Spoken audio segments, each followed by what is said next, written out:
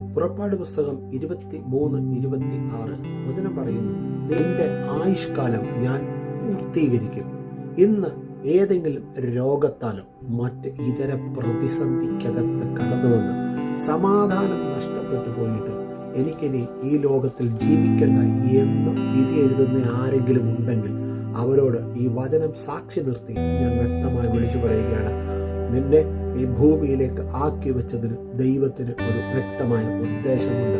എൻ്റെ രക്തം കുഴിയിലിറങ്ങിപ്പോയാൽ എന്ത് ലാഭമുള്ളൂ എന്ന് സങ്കീർത്തനക്കാരൻ ചോദിക്കുന്നത് പോലെ നിന്നിൽ കൂടെ കർത്താവിന് ചെയ്തു തീർക്കാനുള്ള പ്രത്യേകമായ പദ്ധതികളുണ്ട്. ആ പദ്ധതികൾ തീരാതെ ഈ ഭൂമിയിൽ നിന്ന് മാറ്റപ്പെട്ടു പോകുവാൻ വേണ്ടി നീ ആഗ്രഹിക്കേണ്ട.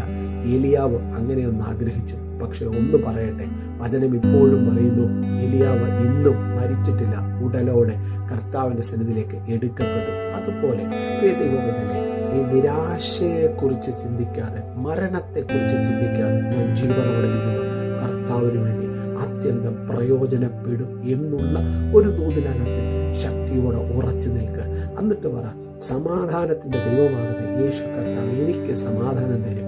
ആ സമാധാനത്തെ ഞാൻ സ്വീകരിച്ചു കഴിയുമ്പോൾ എന്നെ ഇന്നിൻ്റെ എല്ലാ നിരാശകളും കുഷ്ഠൻ കൊണ്ടുവച്ചിരിക്കുന്ന സകല അവസ്ഥകൾക്കും ഭേദം വരികയും ഞാൻ കർത്താവിൽ ഒരനുഗ്രഹമായി തീരുകയും ചെയ്യും. അങ്ങനെ വിശ്വസിച്ചുകൊണ്ട് മുമ്പോട്ട് ചുവടുവെക്കുക. അവിടെ ഒരു പുതിയ ജീവൻ വെളിപ്പെടും.